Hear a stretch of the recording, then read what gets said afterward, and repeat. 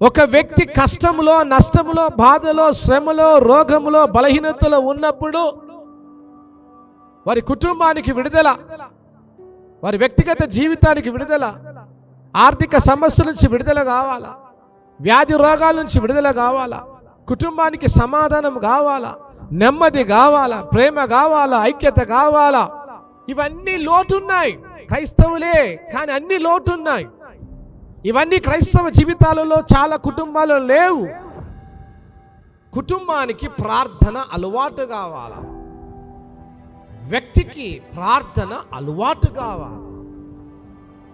ఏ వ్యక్తి అయితే, ఏ కుటుంబం అయితే, ఏ సంఘం అయితే ప్రార్థన వారి జీవితాలలో అలవాటుగా మారుతుందో వారి యొక్క జీవితాలలో ఎన్నడూ ఓడిపోరు. జయ జీవితమే. Full prayer, full miracles. No prayer, no miracle. హల్లెలూయా.